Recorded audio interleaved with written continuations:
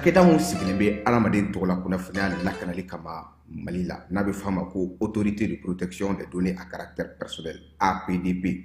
U kɛlen don ka wulikajɔba daminɛ Bamakɔ suguba kɔnɔ. Wulikajɔ in laɲini ye jumɛn ye? Ka ɲɛfɔli kɛ, ka fɛsɛfɛsɛli kɛ ani ka suguba kɔnɔ mɔgɔw dɛmɛ ka formalité déclarative ka se ka o musaka sara ka sɔrɔ wuli ka bɔ o sigiyɔrɔ la. Formalité déclarative bɛ se ka ta vidéo surveillance kan, a bɛ se ka ta gestion clientèle kan, a bɛ se ka ta gestion de la paix kan, o n'a ɲɔgɔnna caman. Missionnaire ninnu u labɛnnen don APDP gilet la ka APDP bati d'u ma ka tila ka ordre de mission officielle dilan ka d'u ma. Formalité déclarative ninnu a musaka bɛɛ lajɛlen bɛ se ka sara Trésor Paye fɛ. Trésor Paye ye falandɛrɛ dayɛlɛlen jamana ɲɛmaaw fɛ walasa jamana kɔnɔdenw bɛ se k'u ka redevance bɛɛ lajɛlen sara ka sɔrɔ u ma wuli ka bɔ u sigiyɔrɔ la. Trésor Paye bɛ labaara i ka téléphone ou bien ordinateur fɛ. O musaka ninnu saralen a jagoyalen don APDP agent kan u ka reçu d'i ma, reçu min sanfɛ i b'a ye i ye musaka min bɔ i y'a bɔ kun min na. QR code dɔ b'a la i bɛ se k'o scanner walasa ka a sɛbɛntiya k'a fɔ k'i ka sarali ɲɛna. APDP b'a da jamana kɔnɔdenw tulo kan k'u ka agent minnu bɛ terrain kan u labɛnnen don ni gilet ye ka tila ka APDP badge d'u ma ani APDP ordre de mission officielle. Nin wulikajɔ in fɛ APDP bɛ ka service gɛrɛ jamana kɔnɔdenw na walasa adamaden tɔgɔ la kunnafoniya lakanali bɛ don ba la an ka jamana kɔnɔ.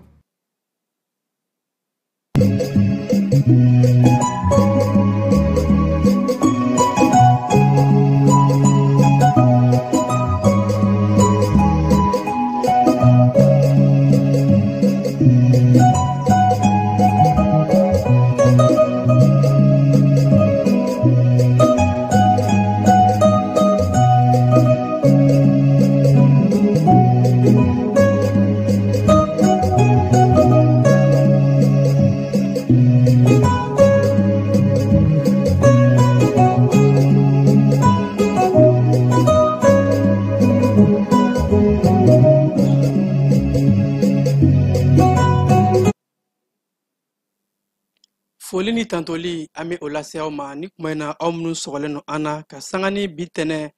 novembre kalo tile 3 san 2025 ka fɔ a ye k'aw ka bisimila ka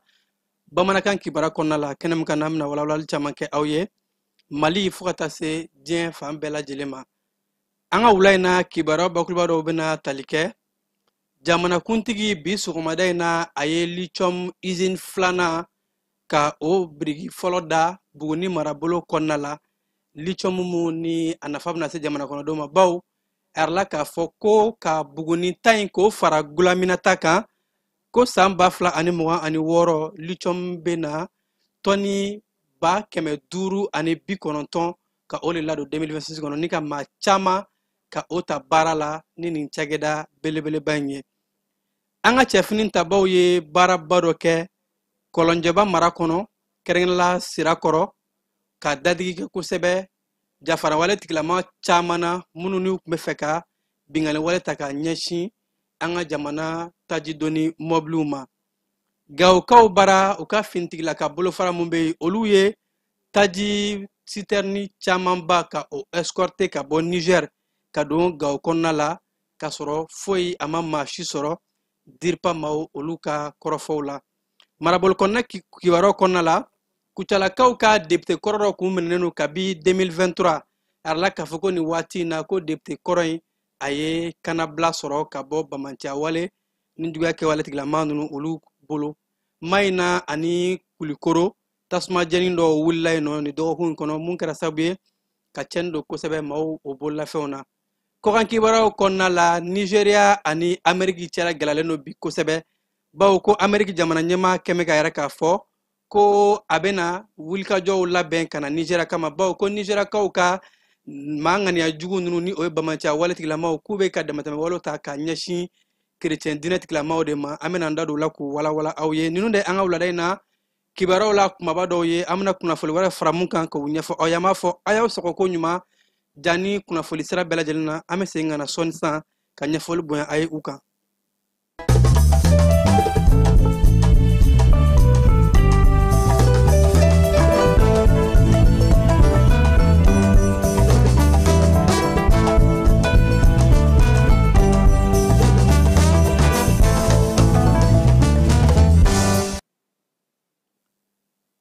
An bɛ foli kurakura k'a di aw ma aw minnu ye ja ni suganti ka kɛ aw kunnafoni ɲiniyɔrɔ ye.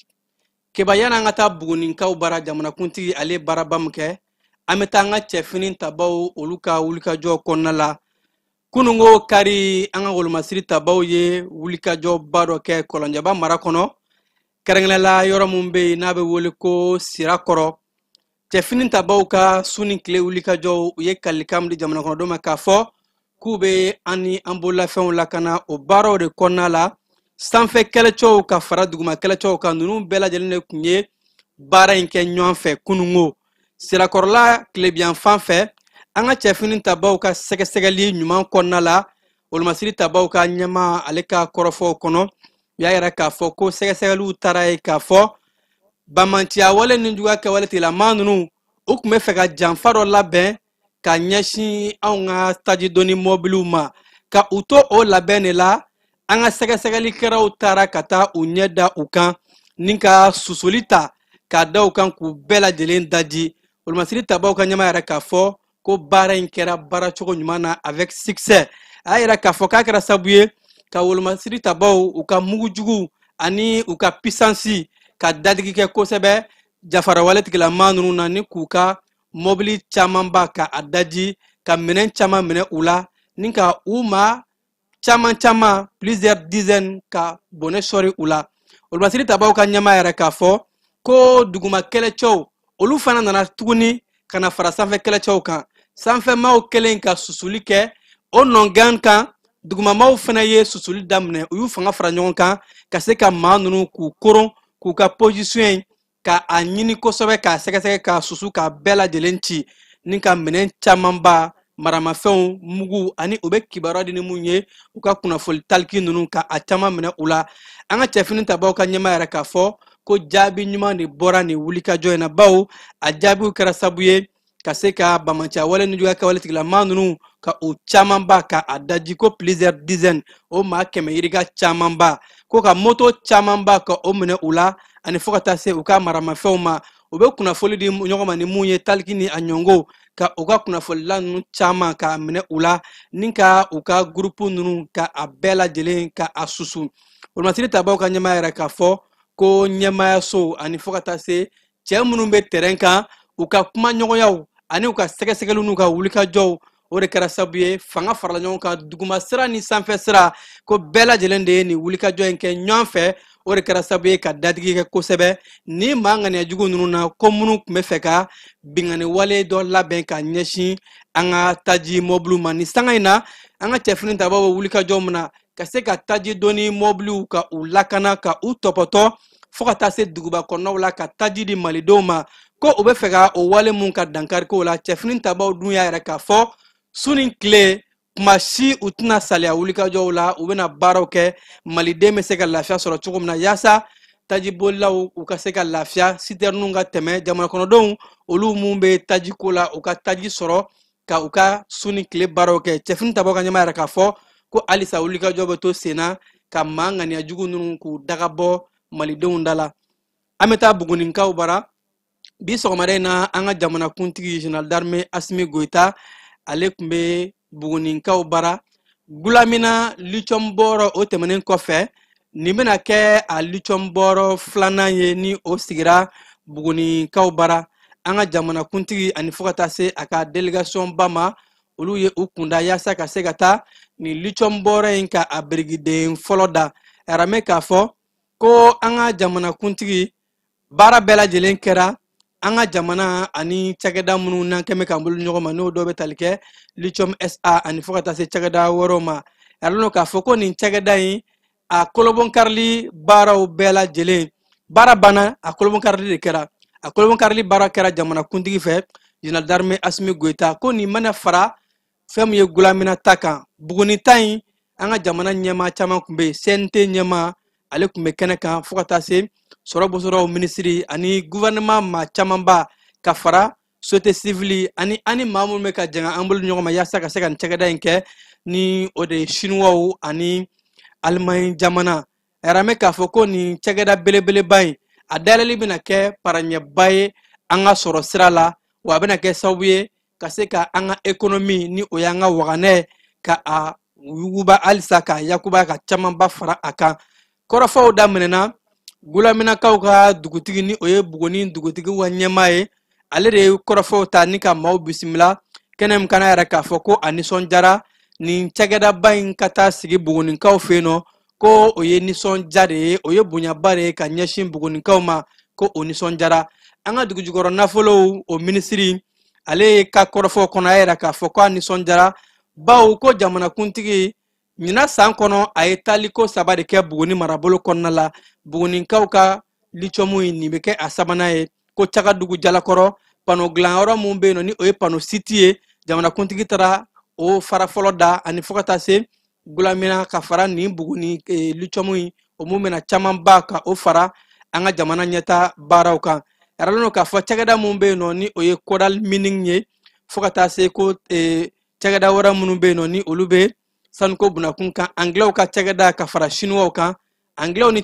chinois ani olu le kɛlen k'an bolo ɲɔgɔn ma yasa ka se ka nin baara in kɛ u bɛɛ lajɛlen yɛrɛ k'a fɔ k'u labɛn bɛ ka se ka nin baara in kɛ fo ka se a dan na bawo ko an ka jamana bɛ wulikajɔ mun na bi dugujukɔrɔ nafolo a fanga ka bon kosɛbɛ wa a bɛ kɛ sababu ye an ka jamana ye souveraineté yɛrɛtigira mun ɲini bawo baaraw bɛɛ lajɛlen bɛ ka kɛ ni jamana ka sariyaw ye jamana ɲɛmaaw ye a laɲini cogo mun na baaraw bɛɛ lajɛlen bɛ ka kɛ ni o de ye ka se ka an ka sariyaw labato cakɛda fila minnu filɛ nin ye ni o ye chinois ani anglais ka cakɛdaw ye olu bɛɛ lajɛlen y'a k'a fɔ u ni an bɛna bolo ɲɔgɔn ma jamana yɛrɛ ɲɛmaa so olu ka pari bɛ a kɔnɔna la ni o ye 100 sara la 35 ni o ye an ka jamana ye nafolo mun don ni cakɛdaba in kɔnɔna la ko nin baara in bɛɛ lajɛlen bɛ kɛ ka sanga ni jamana ɲɛmaa so u ka sariya kisɛ mun bɛ yen ni o de ye Mali kura ɲɛta sira ka bɛn ni san 2063 ye ko nin bɛ don o baara kɔnɔna la o hakilina mun ye ka se ka an ka nafolo ka yakubaya an yɛrɛ ye nafolo ka kɛ sababu ye k'an ka ɲɛta siraw bɔ an ka nin cakɛdaba in aralen no k'a fɔ ko a baara bɛɛ lajɛlen bɛna kɛ ni an ka sariya kura ye ni o ye code minier ye a bɛ kɛ o kɔnɔ k'an ka sariyaw ka o labato an ka jamana dugujukɔrɔ nafolo minisiri yɛrɛ k'a fɔ wa dugujukɔrɔla lakanali ni o ye environnement ye adamadenw ka hakɛw ni o ye baarakɛlaw ka hakɛw ko bɛɛ lajɛlen talen don ba la nin cakɛda in kɔnɔna la wa ko cakɛda in baara kɔnɔ nafolo mun ni a donna la jamana 3 fanga faralen ɲɔgɔn kan ko o taara i jɔ sefa wari miliyari 36 hakɛ la o mun ni o bɛna don a nafolo dilanni baaraw kɔnɔ wa yiralen no k'a fɔ ko san kɔnɔna la ni o ye san 2026 cakɛda kura in ni o ye buguni lithium bɔrɔ in ye a bɛ na lithium hakɛ mun bɔ san kɔnɔ ko o bɛ t'i jɔ tɔni 100 ani 20 na ka fara gulaminata kan buguni cakɛda in a fila bɛɛ lajɛlen fara ɲɔgɔn kan ni o ye lithium cakɛda fila ye san 2026 kɔnɔ ko an bɛ se ka sigi ni lithium hakɛ mun ye o de ye 100 ani 90 590,000 tonnes ko a bɛna o de tɔni bɔ san 2026 kɔnɔna la o b'a yira k'a fɔ ni cakɛda ninnu a nafa ka bon kosɛbɛ wa ko baarako sira fɛ cakɛda in ye baara mun di ka ban a bɛ t'i jɔ baara 500 la wa ko don nataw la camanba bɛ ka fara baaraw kan bawo maa minnu bɛ sigidaw kɔnɔna la olu bɛ taa baaraw la ani fo ka taa se jamana kɔnɔden caman olu bɛ u yɛrɛ sɔrɔ a kɔnɔna la wa ko fɛn mun ye an ka lɛnpo ye cakɛda bɛ baara mun di lɛnpo ani a bɛ nafolo min sara lɛnpo ye o fana dagosi ka bon kosɛbɛ minisiri kelen a yɛrɛ k'a fɔ ko an ka jamana ɲɛmaaw wulikajɔw bɛ ka kɛ fɛlɛ bɛɛ lajɛlen bɛ ka kɛ wa ko cakɛda in yɛrɛ ye wari don jamana kɔnɔ ka ban bawo cakɛda dilanni ani fo ka taa se maaw kan ka taa loger yɔrɔ mun na o baaraw kɛtɔla bɛɛ lajɛlen minɛn minnu sanna o minɛnw bɛɛ lajɛlen ye nafolo mun don an ka waganɛ kɔnɔ ko a bɛ taa sefa wari miliyari 24 hakɛ la ka ban o kɔrɔ nafolo minnu donna ka se ka minɛnw san jamana waganɛw olu buguna ani fo ka taa se sigidadenw bɛɛ lajɛlen ye wulikajɔw ani fo ka taa se ka ɲɛta sɔrɔ ka sababu kɛ ni nin lithium dilanyɔrɔ in ye ko nin baara in hakilina ɲumanba don wa a bɛna kɛ sababu ye an ka nafolo ka camanba fara an ka waganɛ buguli kan Gawo marabolo kɔnɔ an ka cɛfini tabaw u ye wulikajɔ dɔw kɛ mission bɛ n'u b'a wele ko sirajɛ olu ye taji dɔnni mɔbili camanba ka u escorter minnu bɔra Niger kɔnɔ ka kun da Gawokaw kan a yɛrɛ bɛ k'a fɔ an ka masiri tabaw ka kunnafoni sira bɛ ni o ye diripa ye ko taji dɔnni mɔbili ninnu bɛɛ lajɛlen sera Gawo ka sɔrɔ siran ani yɛrɛyɛrɛ foyi ma kɛ bawo fintigilakaw tun bɛ ka u lakɔlɔsi k'u escorter ko in bɛɛ lajɛlen kɛra ka sanga ni alamisa octobre kalo tile 30 ye escorter mun ko citerne 20 ɲɔgɔn hakɛ n'a bɔra labezanga fɛ ka bɔ Niger dancɛ la ka kunda Gawo kan cɛfini taba mun ni o ye opération sirajɛmaw ye u ka wulikajɔ n'u ka cɛsiriw yaasa ka se ka an ka sɔrɔ siraw ka an ka taji mɔbiliw ka o escorter o de kɛra sababu ye ka se ka nin taji mɔbili ninnu bɛɛ lajɛlen k'a don fɛn mun ye Gawukaw bara ka sɔrɔ foyi ma kɛ ni o ye o kɛ n'incident ye n'an bɔr'o kɔnɔna la an ka jamana ɲɛmaaso olu ye hakilina dɔ ta ko tajiko gɛlɛya mun bɛ yen nɔ taji station ko k'a ɲini u fɛ bɛɛ lajɛlen ka baara kɛ 24 heures sur 24 su ani tile n'o kɛra maaw bɛ jɔli mun kɛ aran na ko dɔ bɛ bɔ aran janya na ko nin ye wulikajɔba ye fɛlɛ mun ni jamana ɲɛmaaw bɛ k'a ta comité interministériel ni o ye ministre ka jɛkulu min sigilen don nin sanga in kɔnɔna la ka se ka tajiko gɛlɛya ka fura sɔrɔ a la olu de y'a yira k'a fɔ ko u ka fɛlɛ dabaliw kɔnɔna la bɛɛ lajɛlen ye k'a fɔ u ye ka taji kɛ butɔn na ko k'o dabila fo n'a kɛra sɛbɛnfura jɔnjɔn b'i bolo mun bɛna bɛ ta jagokɛlaw ka soba yɔrɔ ko ka fara o fɛnɛ kan taji baarakɛlaw citernunw bɛɛ lajɛlen station bɛɛ lajɛlen u ka baara kɛ su ni tile ko n'o kɛra dɔ bɛ bɔ aran kɔnɔna la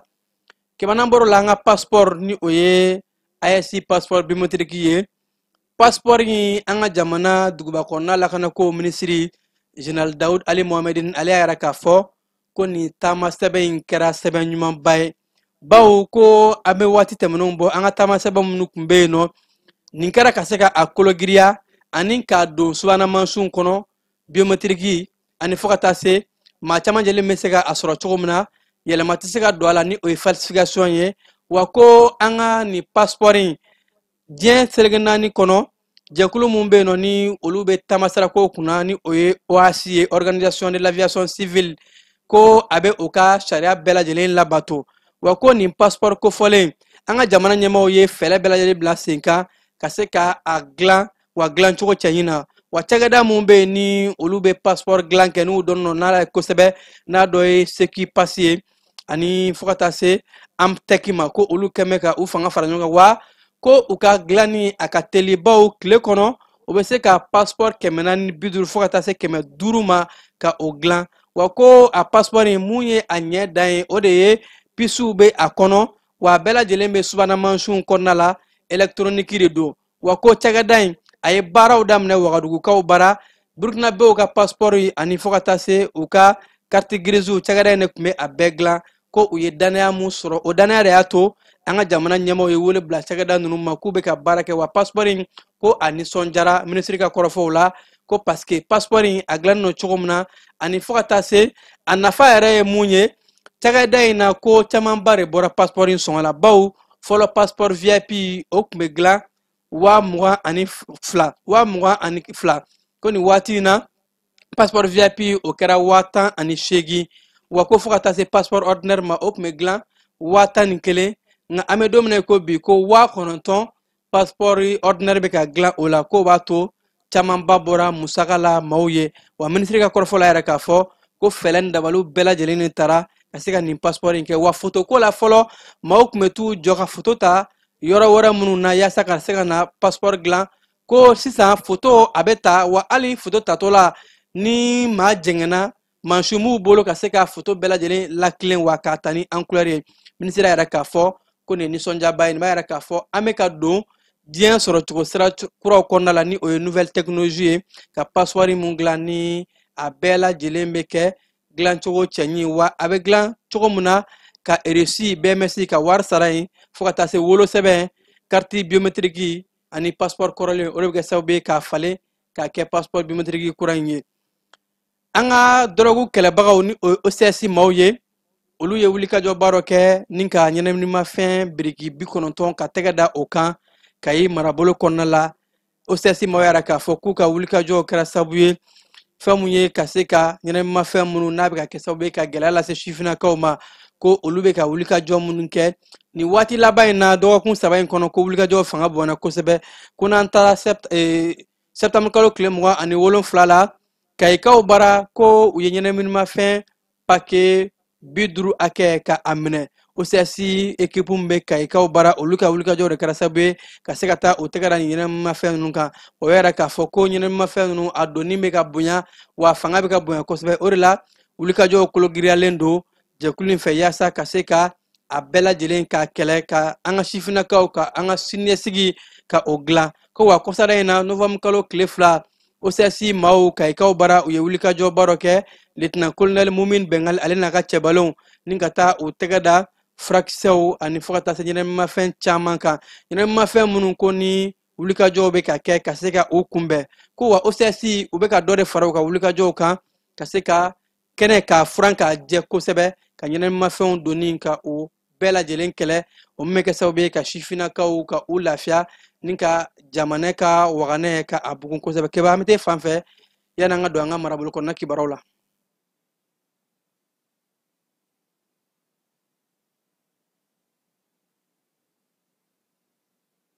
Dugutigi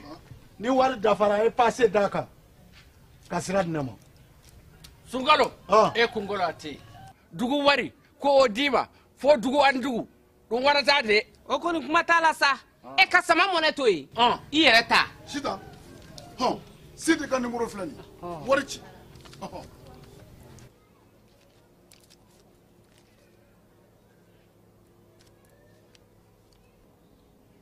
wari sera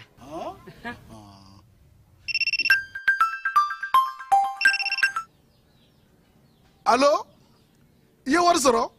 o ɲɛna tiɲɛ yɛrɛ la ko ni sama bɛ maa min ɲɛ ko n komi t'i gosi ngonga sama mɔnɛ i yɛrɛ ta a sɔngɔ ka nɔgɔn ni Mali wari ci sira bɛɛ ye dépôt ye fu ye wari bɛ ci fu ni application ye wa bɔsara ye musaka fitinin ye sama mɔnɛ ji ni courant bɛ sara n'a ye crédit bɛ ta n'a ye sanni feere bɛ kɛ n'a ye sama mɔnɛ nin y'anw maliyɛnw ta ye a y'a si filɛ ka nkalon bɔnda. An ka marabolo kɔnɔ kibaruw la an bɛ taa kitakaw bara kita marabolo ɲɛma ale ye wele bila kitakadenw bɛɛ lajɛlen ma ko bɛɛ ka fara ɲɔgɔn kan ni sanga in na waati gɛlɛya mun bɛ yen nɔ ka se ka hakili falenfalenw kɛ lafiya bɛ se ka na cogo min na hakilina mun ni a taara kitakaw ka marabolo ɲɛma Dawuda Mayiga fɛ a ye wele bila kita force vive bɛɛ lajɛlen ma fɛn fɛn de da bɛ se ka don marabolo tali ɲɛta ko la ko bɛɛ ka se ka fanga fara ɲɔgɔn kan ni sanga in na an bɛ taji ko gɛlɛya mun na kunnafoniw ka di maaw ma ani fo ka taa se ka welekanw bila sensibilisation ni a ɲɔngow bɛɛ lajɛlen ka se ka i jɔyɔrɔ la yaasa taji ni mun nana a tilancogo ka se ka kɛ bɛɛ lajɛlen ka dɔ sɔrɔ stationtigiw gérants ani fo ka taa se mɔbiliba bolibagaw ma ko bɛɛ lajɛlen jɔyɔrɔ ka bon na kosɛbɛ o bɛɛ lajɛlen ka maaw tun bɛ nin kɛnɛ in kan ka se ka taa kuma gɛlɛya a fura kan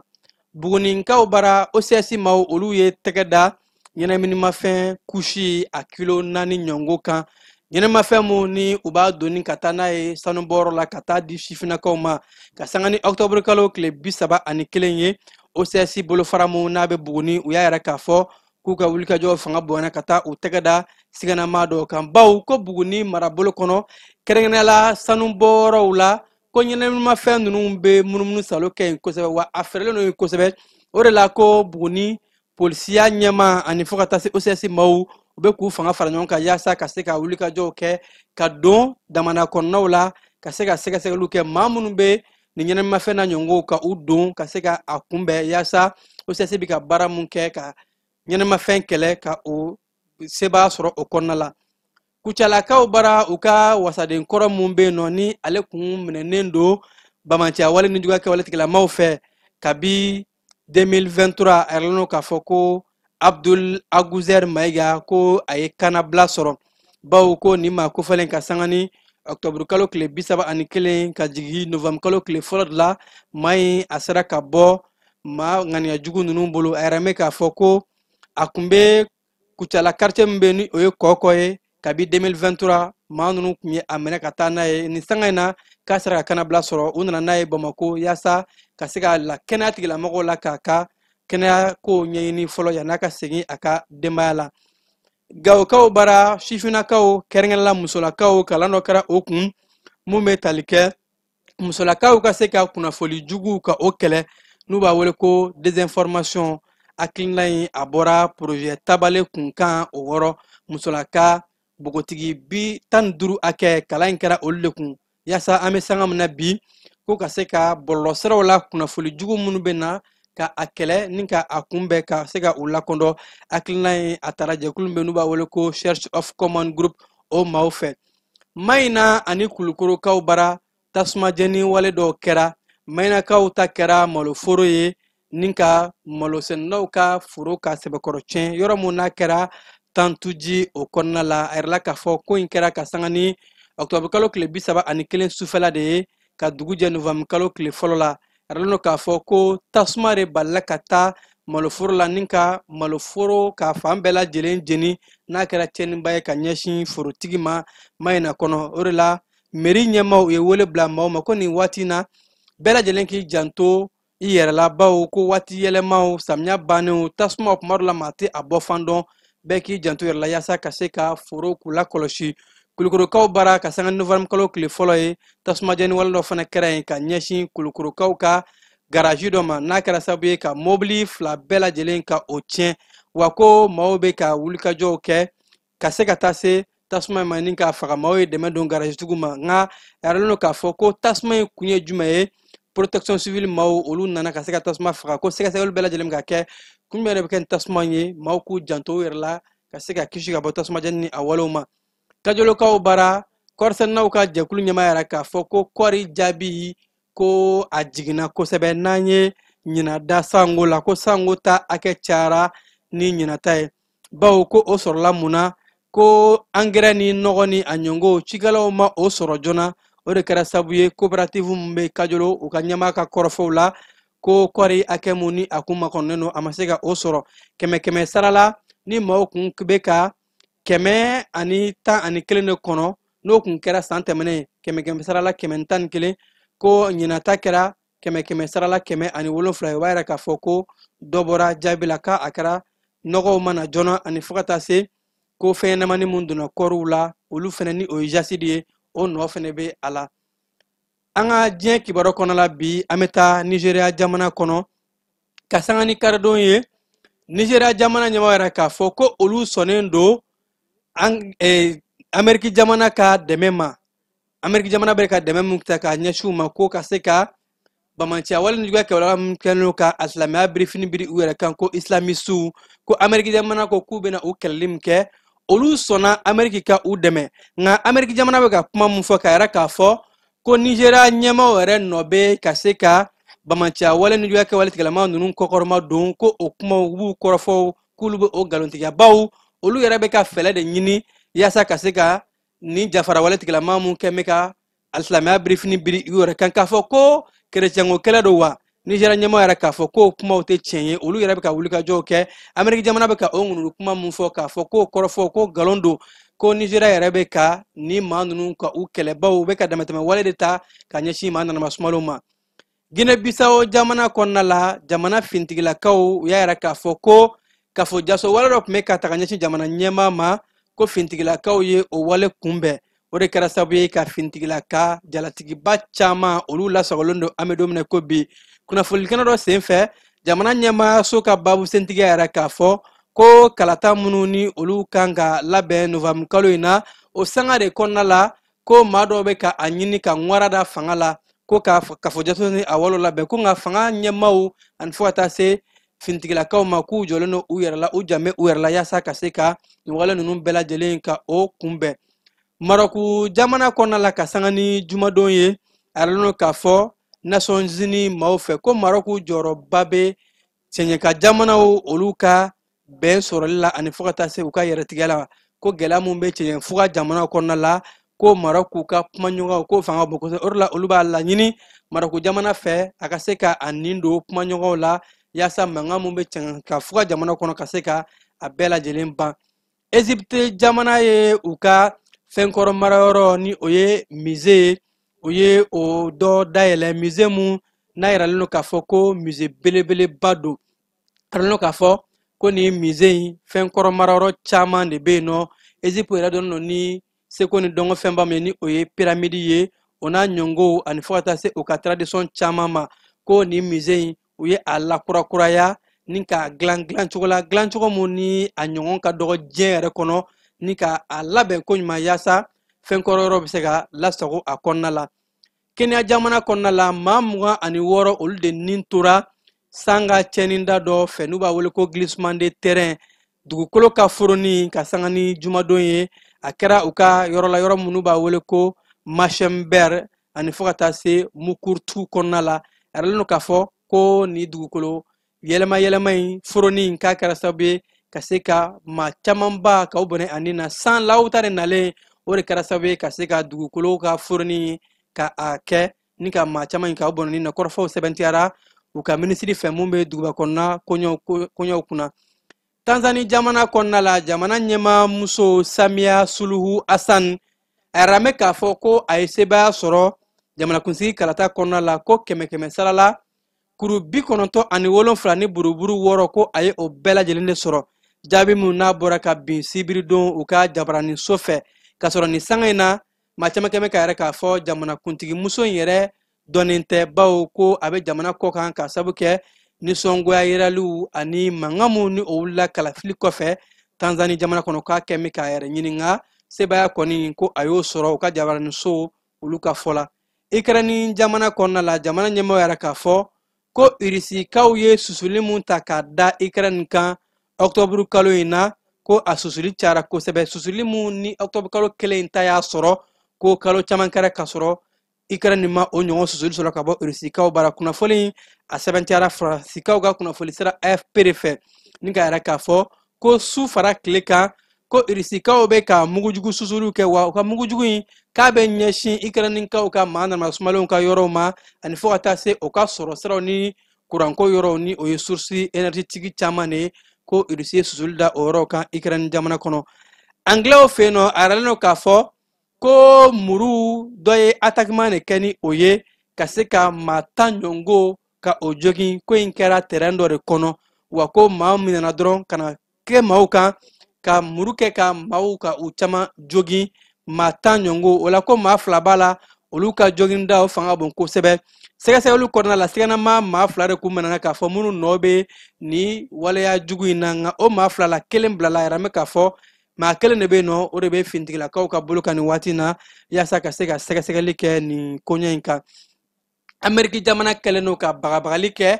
k'a yɛrɛ k'a fɔ ko ale bɛ sɔn a ka finitigilakaw bila ka na Nigeria jamana kɔnɔna la farafina gun kɛ yan nɔ. Bawo Amérique jamana ɲɛmaa ka fɔ la ko Nigeria jamana kɔnɔ maa ŋaniya jugu minnu n'u kɛn bɛ ka alisilamɛya birifini biri u yɛrɛ kan jafara wale tigilama ninnu ko u bɛ ka se kerecɛn dinɛ tigilamaw de ma k'u bɛ ka kerecɛn dinɛw de bɔnɛ o ni na Amérique jamana ɲɛmaa ka fɔ la o de la ko ale bɛ sɔn ka a ka finitigilakaw ka u bila ka na se Nigeria jamana kɔnɔ yaasa ka se ka ni maa kufɔlɔ ninnu ka u kɛlɛ. Amérique yɛrɛ kɛn bɛ ka Nigeria jamana ɲɛmaaw ka u jalaki k'a fɔ k'u nɔ bɛ ko in na. Nigeria jamana ɲɛmaaw olu dun ye kɔrɔfɔ in nkalontigɛ k'a fɔ olu nɔ foyi tɛ papalikɛla ninnu kɔkɔrɔmadon na bawo olu yɛrɛ ka kɛlɛ yɛrɛ ka se ka ni maa ŋaniya jugu ninnu kɛlɛ minnu ni u bɛ ka gɛlɛya lase kosɛbɛ jamana in yɛrɛ ma. Maraku jamana olu mun kan ka farafina senandolanci kɛnɛba kan 2025 ka o kunbɛn Marakukaw u bɛ ka pankulu dɔw ka u bila sen kan pankulu mun n'u kɛn bɛ ka CAN Maroc 2025 ka o sɛbɛn a kan ko nin ye sira ye u bolo yaasa dolantan mun n'a kan ka kɛ ka yira diɲɛ bɛɛ lajɛlen na diɲɛ ka se ka hakili to a la wa ko u ka nin pankulu in a bɛna munumunu salo kɛ farafina jamana caman kɔnɔna la fo ka taa se nanzarala jamanaw ma k'o kɛ promotion ye ka yira diɲɛ bɛɛ lajɛlen na u bɛ ka CAN in labɛn cogo min na a labɛn cogoya bɛɛ lajɛlen ka ɲi wa ko u labɛn bɛ ka se ka farafina senandolanci kɛnɛba ka se ka a kunbɛn Marakukaw bara san 2026 la. An bɛ bi kunnafoni kuncɛ seko ni dɔnko bunakun kan keba an bɛ waati min na an ka jamana kɔnɔ ni gɛlɛya bɛ yen nɔ seko ni dɔnko tigilamaw olu ye u jɔyɔrɔ fa kosɛbɛ ni ka don Bamakɔ bɔlɔnkɔnɔnaw la ka maaw ka u la kunnafoni sensibilisation ko caravane artistes olu jɔyɔrɔ bɛ se ka kɛ jumɛn ye bɛn ni kɛlɛya ɲinili kama kɛnɛ mun kan ni an ka jamana seko ni dɔnko minisiri ale tun bɛ yen nɔ fo ka taa se kunnafoniko minisiri ninnu bɛɛ lajɛlen taara ɲɛda station kan maaw bɛ ka wulikajɔ ni baara mun kɛ hakilina in a taara jɛkulu mun bɛ ni olu bɛ seko ni dɔnko tigilamaaw ka koɲɛw k'u latigɛ réseau kiya ani a nɔfɛmaw ka keba mun bɔra o kɛnɛ kan te fan fɛ an ka jango lajɛ. A bɛ baara min na a dɔnnen don nka ni ala sɔnna ma jamana mago bɛ a den kelen-kelen bɛɛ lajɛlen la jamana ɲɛmaaw b'a la ka wulikajɔ kɛ.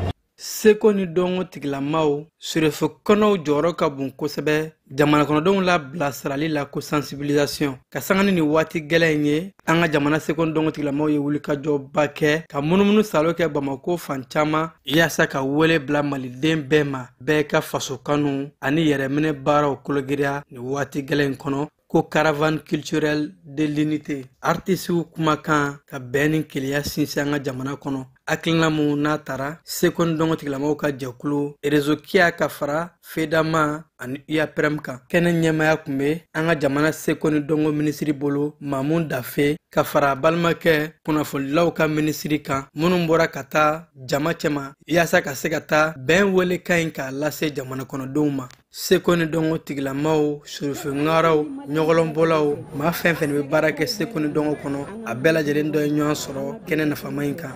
barka da ala ya kasoli ke ka bela jele ministre ya wole ni kana faso de nyaya de wote pour que Mali be problème min kono a se ka nɔgɔya cogo na ka ban pepeto essence ko problème fɛn be anya ni ala ka bɛɛ ala ka jamana in basi ala ka bɛn ni keleya sabati ani ɲɔgɔn cɛ parce que ni bɛn tɛ yɔrɔ foyi tɛ taa bɛn kɔ bɛnbaliya a bɛ dugu ci a bɛ dugu ɲagami donc an k'an bolo di ɲɔgɔn ma an ka don da kelen fɛ an ka bɔ da kelen fɛ an ka bɛn an ka jamana in dilan ni ala sɔnna ma degun min b'an da la a bɛ ban an ko Mali ko de an ka Mali ba an bɛ jamana ɲɛmɔgɔw fo an bɛ ministère de la culture fo o min ye nin hakilina in sɔrɔ tiɲɛ don seko ni dongo n'i y'a ye ci bilara an ma an jɔyɔrɔba b'a la o ye mun ye parce que bɛɛ n'i kanubaga de don bɛɛ n'i ka jama de don bɛɛ bɛ se ka kuma i kanubaga b'a lamɛn bɛɛ bɛ kuma i ka mɔgɔ b'a lamɛn kɛrɛnkɛrɛnnenya ma an bɛɛ ye maliyɛn de ye wa maliyɛn bɛɛ bɛ maliyɛn kan mɛn maliyɛn bɛɛ lajɛlen b'a faamu an bɛ waati min kɔnɔ bɛɛ ɲɛ b'a la fura foyi t'a la k'an dusu da ɲɔgɔn kɔrɔ ka koto ɲɔgɔn t'a la ka ɲɔgɔn bonya i n'a fɔ bonya kelen min b'an fɛ yan ka kɔrɔ ka ɲɔgɔn minɛ ni ko gɛlɛyara cogo o cogo fɛn kelen de b'a tɛmɛ adamadenw kan o ye jumɛn o ye ɲɔgɔn minɛ ye n'a ye ɲɔgɔn minɛ a bɛ sabali ɲɔgɔn kɔrɔ wa a bɛ koto ɲɔgɔn ta la an b'o de ɲini an balima bɛɛ lajɛlen fɛ cɛ fara muso ka denmisɛnnin ni maakɔrɔba an ka sabali an kana dusu wɛrɛ bɔ ka fara dusu wɛrɛ kan n'an sabalila ɲɔgɔn kɔrɔ degun min bɛ yen nin ye waatini ko de a bɛ tɛmɛ i n'a fɔ fɛn ma kɛ ala sɔnna a ma. Ni hakilina diyara n ye kojugu k'a yira maliyɛn bɛɛ lajɛlen na ko ni ala sɔnna Mali bɛ taa ɲɛ essence ko tɛna se ka kɛ problème kan ka Mali bila kan ka jamana dɛmɛ kan ka armée bila hali sini an bɛ armée fɔ essence tun tɛ tuma min na an bɛ voyager an bɛ pique-nique an bɛ fɛn bɛɛ kɛ donc sɛgɛn kɔ ye hɛrɛ de an ka minnu ka an timinanja ka armée Mali dɛmɛ ka ministre dɛmɛ ka baara la ni ala sɔnna sɛgɛn kɔ ye hɛrɛ de u ye hakili ɲuman ta a diyara n y'a fɛn ma moi je suis là mais Nord bɛɛ représenté Nord tɔgɔ la vraiment an b'u ko ni munna ni sabari la ala a fɛn o fɛn di jamana tɔw ma a b'a ɲɔ kan Mali ye n b'a ɲini maliyɛnw fɛ dɔrɔn an ka muɲu an ka sabari nin ye waatini ko de a bɛ tɛmɛ i y'a mɛn u b'o dɔrɔn de ɲini vraiment nin diyara ne ye bi an bɛ an ka président fo n'o ye son excellence Assimi Goïta n'an ka premier ministre fo a n'a ka gouvernement k'an ka ministre de la culture fo ka tila ka CNT président fo malidenw terikɛ foli bɛ bila malidenw de dɔrɔn parce que peuple ye sɛgɛn mun kɛ nin ko la ala ye mun dɔn wasa kɛ a dabɔra tiɲɛni mun kama peuple y'a faamu donc wagati in na an k'an bolo di ɲɔgɔn ma ni ala sɔnna an bɛ bɔ nin gɛlɛya kɔnɔ. An ka jamana seko ni donko minisiri Mamu Dafe ka fara balimakɛ Alhamdu ak Ilien kunnafonilaw ka minisiri ninnu bɛɛ lajɛlen ye wele bila malidenw ma k'u ka dɔ fara halisa wulikajɔ mun ni malidenw y'a kɛ nin waati gɛlɛn kɔnɔ ka foli ni tantoli ta ka ɲɛsin malidenw ma o yɛrɛminɛ baaraw kama fo ka taa se maa fɛn fɛn bɛ wulikajɔw la mobili bolilaw ani fo ka taa se transportɛriw bɛɛ lajɛlen ma u ka fasodenɲumanya baaraw kama ka sɔrɔ ka jigisigi di jamanadenw ma ko jamana ɲɛmaayasow bɛ wulikajɔw suguya bɛɛ lajɛlen na yaasa ka nin degun ta ka bɔ malidenw kan an b'a yɛrɛ la k'a fɔ nin kɛnɛ in kan ɲɔgɔlɔnbɔlaw ye welekanw kɛ ɲɔgɔlɔn na k'a yira maaw la k'a fɔ maa si man ka gɛlɛya in ta ka kɛ wari ɲini sira ye bɛɛ kan k'i kɔfilɛ i faso la ni ka nɔgɔya daliw ni ɲɔgɔn dɛmɛ baaraw sinsin nin waati gɛlɛn in kɔnɔ. Lajina ɲɔgɔnnaw de sa olu bɛ taa essence ta station na 150 ani 5 a kɛra bɛɛ ɲɛna dɛ k'a b'a litiri 1 feere 800 est-ce que fasoden ɲuman bɛ sɔn ka nin kɛ a fasoden ɲɔgɔn na wa ne ma an jaabi kɛ. an ka bi kunnafoli bɛ kuncɛ nin yɔrɔ in de la k'aw fo ka koɲuman dɔn aw minnu kun sɔgɔmɛ jani kunnafoli sira n'an ka bɔlɔsira bɛɛ lajɛlen na k'a fɔ a ni ce jani sugantila yaasa ka se ka kunnafoli sɔrɔ mali ani diɲɛ kan jaw tun bɛ ka yɛrɛ aw la a balimakɛ keba jalo fɛ a k'an bɛn.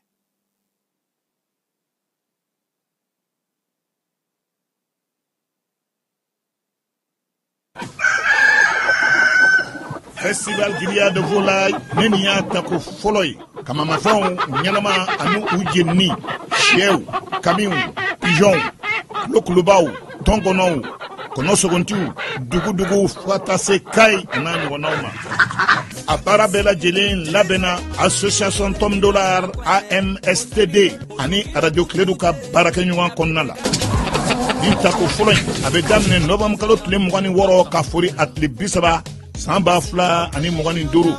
terrain Shaba min filɛ nin ye Lafiyabugu a yɔrɔ man jan monument Cabral o yɛrɛ la aw minnu ye kamamafɛn marabagaw ye aw minnu ye kamamafɛn tobibagaw an'a jenibagaw ye siyɛjennaw n'a ɲɔgɔnnaw aw kana sigi cogo si la aw ye aw bolofɛnw lakodɔn ka na aw tɔgɔ sɛbɛn nin ɲɔgɔn kunbɛn belebeleba in na n'an ko ma Festival Grillade de Volaille ni aw mago bɛ kunnafoni wɛrɛw la a ye weleli kɛ 76 42 42 02 walima 65 88 72 76 Plakasuma o teremaɲi a ye wili joona ka na aw sigiyɔrɔ maminɛ nin Festival Grillade de Volaille denfaya minan sigilen bɛ cɛba min kɔrɔ o ye Saka Aliseni Kamara ye président délégation spéciale commune Kati kɔnɔ a denbaya mina Madame Diallo Jarafa Gakuye promotrice lycée Bedi Kunanji Badew Festival Grillade de Volaille n'a bɛ kamamafɛnw kofɔ nin ye a tako fɔlɔ ye a kɔnɔ